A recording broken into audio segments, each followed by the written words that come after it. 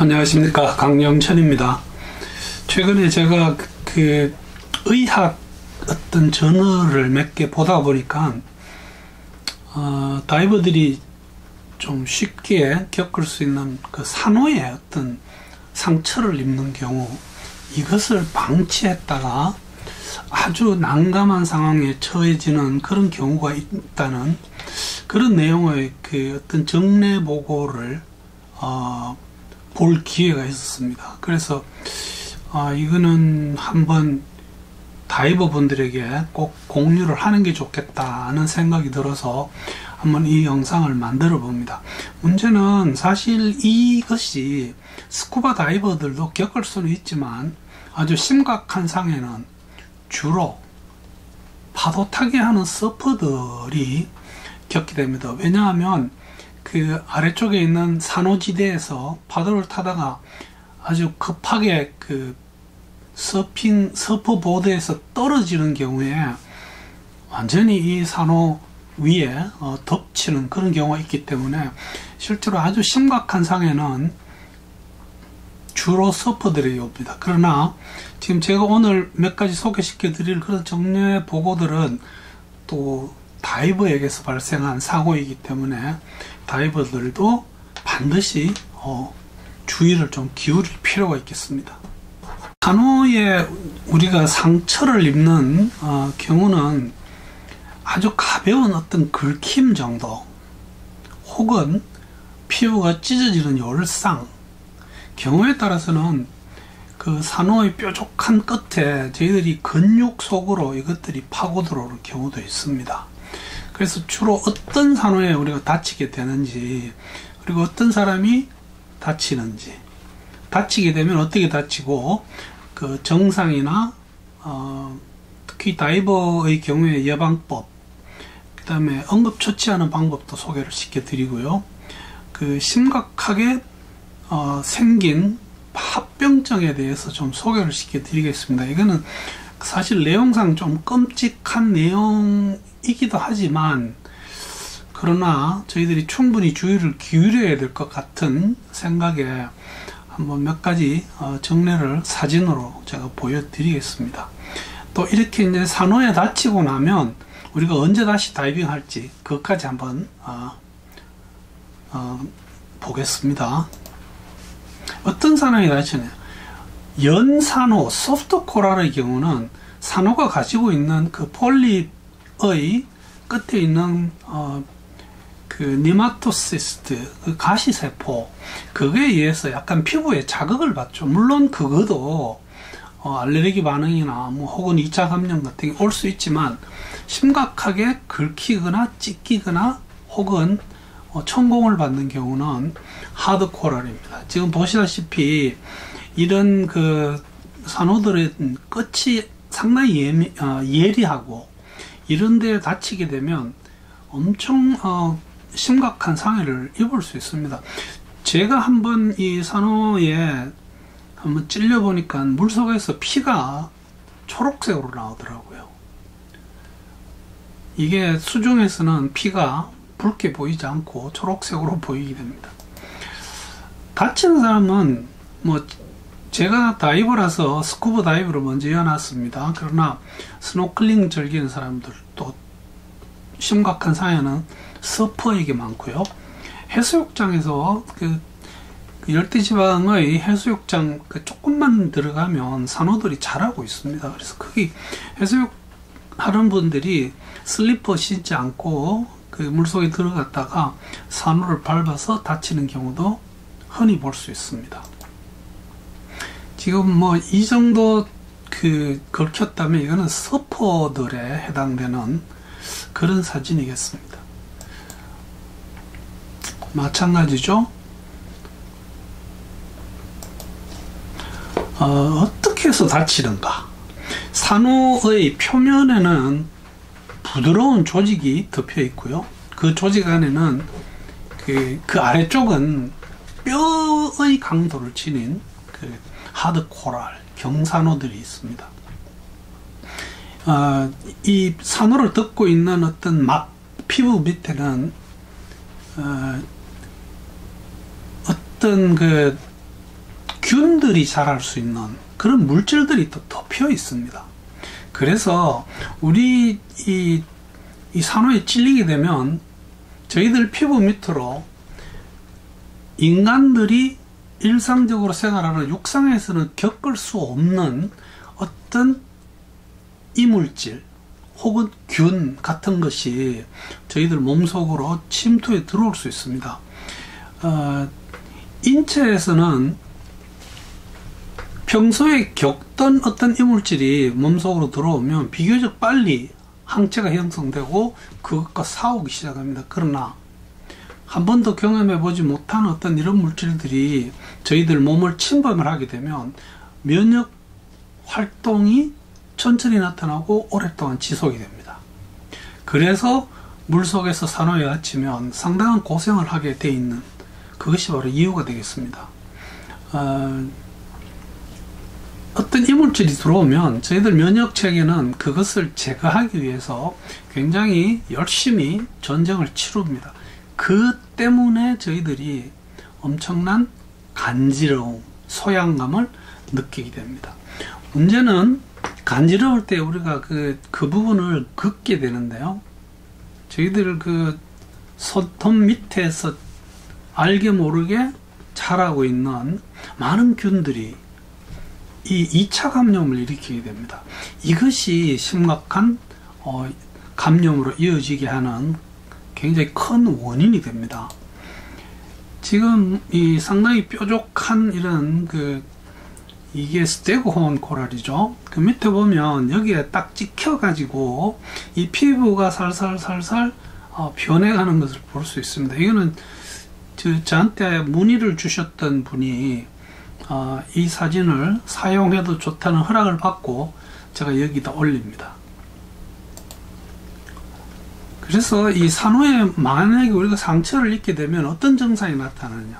물론 산호가 지니고 있는 어떤 독의 양이나 찔리는 위치 또한 개인적인 어떤 면역 혹은 감수성 이런 거에 따라서 굉장히 다양한 증상을 나타냅니다. 뭔가 타들어가는 느낌요. 자결감이죠. 당연히 아프고요. 제일 저희들이 오래 가고 견디기 힘든 게 소양감입니다. 그래서 이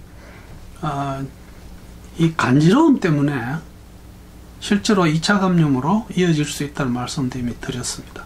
이게 벌겋게 이 사진에 보시다시피 발진이 일어납니다.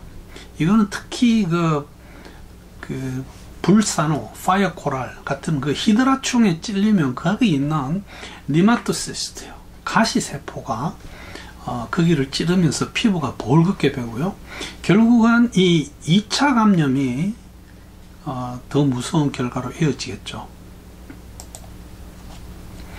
여기 보시면 이 딱딱한 산호의 표면에 아주 엄청난 양의 가시세포들이 붙어 있는 것을 확대해서 보면 우리가 육안적으로 볼 수 있습니다. 그래서 예방하는 방법은 다이빙 안 하면 됩니다. 그러나 그것은 있을 수 없는 일입니다. 그래서 반드시 엑스포저 수트요. 저희들이 프로텍션 수트라고도 합니다. 그래서 우리 피부도 보호하면서 어떤 면에서는 열에 의한 어떤 손상, 냉기를 막아주는 그 잎보다는 이런 산호 혹은 어류에 의한 상해에서 더 보호하기 위한 효과가 더 클 수도 있습니다. 그래서 전신 수트는 다이빙할 때 반드시 입으셔야 됩니다. 장갑도 크게 금지되어 있지 않은 곳에서는 끼는 게 좋습니다. 후드도 쓰시고요. 그 다음 중요한 게 스킬입니다. 내가 내 자신을 보호할 수 있는 스킬, 중성부력, 핀킥, 그리고 수중 바닥, 특히 산호 바닥과 어느 정도의 거리를 유지하면서 우리가 중성부력을 꾸준히 버텨나갈 수 있는 이 스킬이 필요합니다. 제일 아래쪽에 있는 것처럼 이 부력 관련 교육이 다이빙에 많이 있습니다.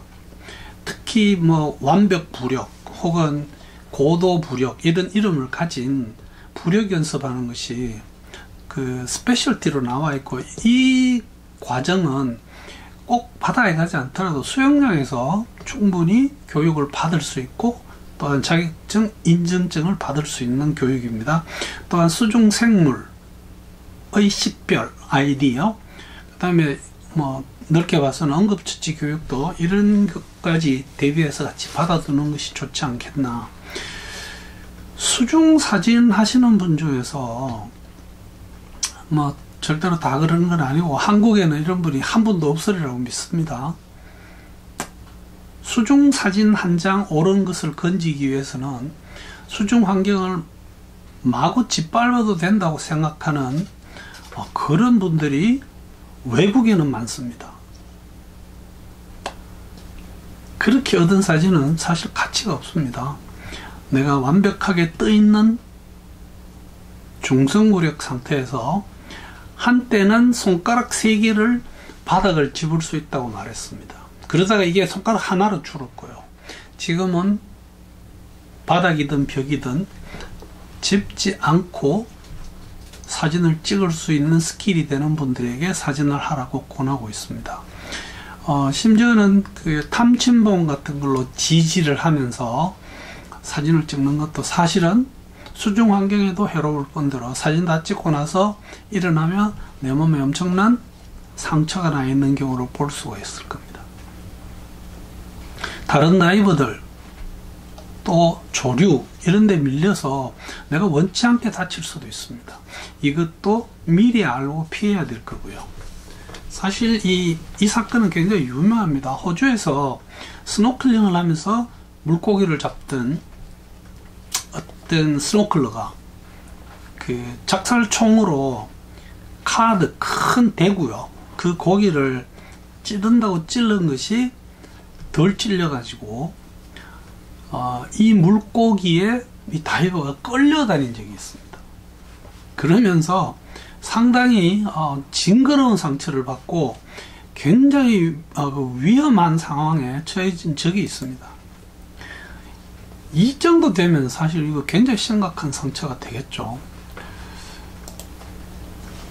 그래서 중성부력을 이렇게 수평으로 유지하면서 저희들이 안전정지를 할 수 있다면 부력 연습을 충분히 했다고 간주할 수 있을 것 같습니다.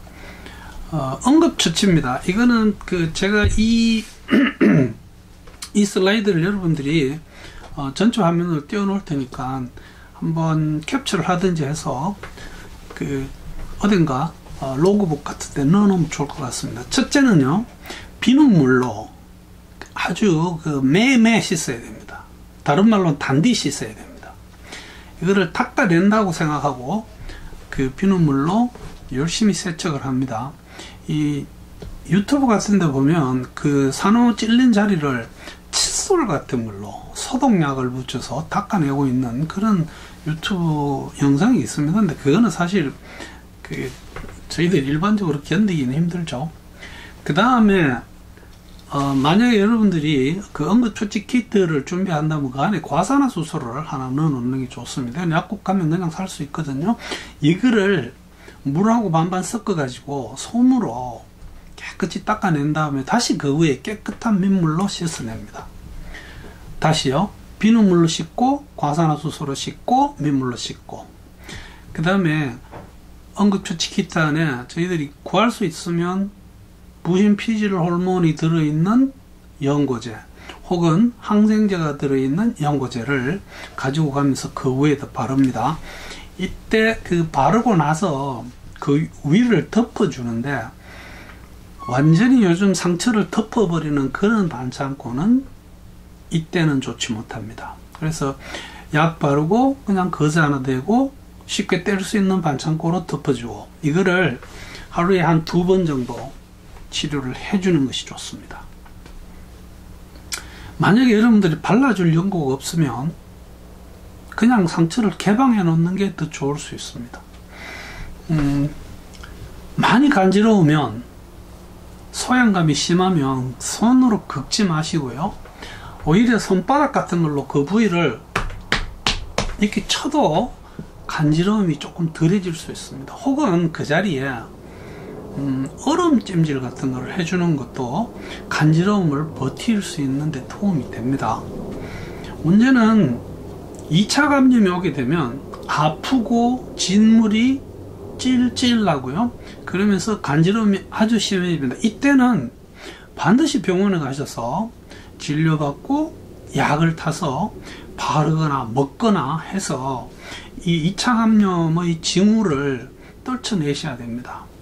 이제 문제가 이 비브리오 균에 의한 2차 감염에 오면 제가 다음 슬라이드에서 설명드리겠지만 이거는 굉장히 위험한 상태로 진행될 수 있고, 현재까지 산호에 다쳐서 사망한 경우는 이 비브리오 균이 감염이 오면서 면역 체계에 아주 문제가 많은 에이즈 환자요, 당뇨 같은 경우에서만 발생한 걸로 되어 있습니다. 합병증입니다. 이게 감염이 되면 치유가 지연되고요. 그 다음 이게 뭔가 하면 지금 위에 있는 부분 그 사진의 그 윗부분 사진이 이게 봉화직염입니다. 이게 영어로는 셀룰라이티스라고 하고요. 이게 2차 감염이 이제 시작해서 진행되기 시작합니다. 이게 심해지면, 이 봉화직염에 의해서 너무 많이 부으면 정맥피는 돌아가지 못하고 동맥피가 뿌린 동맥피가 실제로 가야 될 어떤 상처 부위에 잘 못 갑니다. 그러다 보면 그 자리엔 괴사가 옵니다. 이렇게 되면 이 2차 감염은 진짜 심각해지는 그런 상황이 되겠습니다. 그래서 이 상처가 났을 때 앞에서 말씀드린 것처럼 그 적절한 관리 대단히 중요합니다. 절대로 산호에 찔렸을 때 무시하시면 안 됩니다. 손으로 긁는 거 피하시고요. 다른 방법으로 구할 수 있다면 약으로 그 증상을 달래주는 것이 좋습니다. 이 봉화직염과 괴사성 근막염은 굉장히 심각한 병까지 다다랐다는 것을 의미합니다. 이 M은 마이크로박테리움이라는 뜻입니다. 아주 작은 박테리아고요. 마리눔은 이게 바다에서 발견된다는 뜻에서 이렇게 붙였는데, 이 M 마리눔은 그 해양에만 있는 게 아니고 민물에도 있고요, 차가운 수온에도 있고 또 따뜻한 물에도 있습니다. 근데 이 찬물을 더 좋아하기 때문에 이 균은 손이나 손가락 마디, 팔꿈치나 무릎처럼 이렇게 신체 부위 중에서 몸이 좀 찹게 유지가 되는 곳, 여기에 이 균이 잘 자랍니다. 듣는 항생제도 별로 없고요. 또 이것이 아주 느리게 성장하기 때문에 치유에 아주 시간이 많이 걸립니다. 그냥 균 이름만 하나 소개시켜 드리겠습니다. 이것은 한국에서 나왔는데요. 2008년 잡지입니다. 이게 영어로 된 어떤 abstract에서 산호에 갇혀서 온 봉화직염이라고 하는 어떤 정례 보고입니다. 여기 보면 다 나소영 선생님을 비롯해서 전부 다 한국 분들입니다. 이것은 이게 굉장히 심각한 상황인데요. 이것도 뭐 시간은 많이 지났습니다. 2009년에 나온 잡지고요. 이 바닷물에 의해서 산호에 긁혀가지고 열상이 왔는데, 이것을 이분이 자기 집까지 돌아가는데 비행기를 아주 오래 타느라고 치료를 옳게 못했습니다.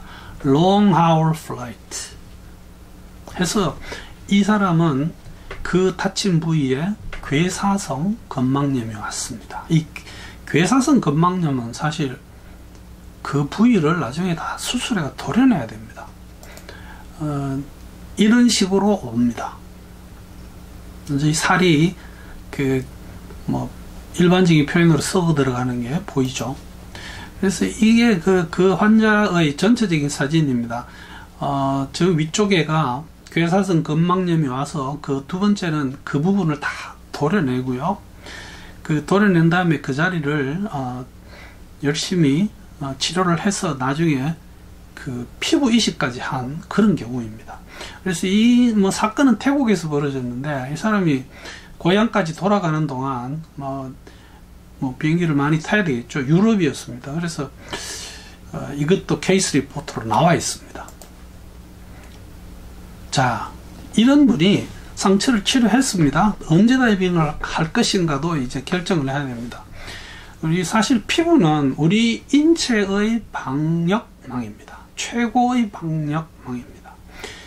어떤 철학자는 그렇게 이야기했습니다. 그 인간은 피부 바깥의 우주와 피부 내부의 우주 사이에서 살고 있는 존재이다. 이 피부를 다치게 되면 정말 적극적으로 치료해야지 피부 속에 있는 다른 어떤 조직들이 보호를 받을 수 있습니다.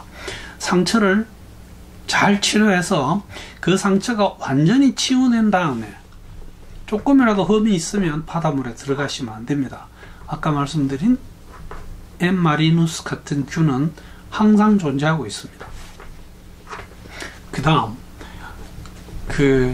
만약에 이런 것을 겪은 분이라면, 가급적이면 병원 시설이 아주 먼, 예를 들자면, 말레이시아의 시파단 섬 같은 데는 사실은 그 병원까지 나오는 것이 쉬운 것이 아니죠. 그런 데로 여행하는 계획은 조금 보류하는 게 좋습니다. 완전히 다 좋아질 때까지요. 그래서 만약에 내가 일주일 후, 2주 후에 다이빙 여행이 계획되어 있다면 그 중간에는 바다에서 해수욕도 하지 마십시오. 상처 때문에 그렇습니다. 피부에 질환이 있으면 반드시 피부과 전문의하고 상의해서 이 사람이 다이빙을 할지 안 할지를 결정하는 것이 현명한 처사입니다. 오늘 그 산호에 다친 상처를 이야기하면서 좀 끔찍한 사진을 많이 보여드렸습니다. 물론 아주 드문 일이지만 이것이 이렇게 무서운 합병증까지 이어지게 되면 여러 가지로 아주 곤란한 상황에 빠지게 됩니다. 그래서 산호에 다쳤으면 반드시 적극적인 치료를 해달라는 결론을 말씀드리겠습니다. 예, 산호에 다친 상처, 강량천의 스쿠버 다이빙 이야기였습니다. 경청해 주셔서 대단히 감사합니다.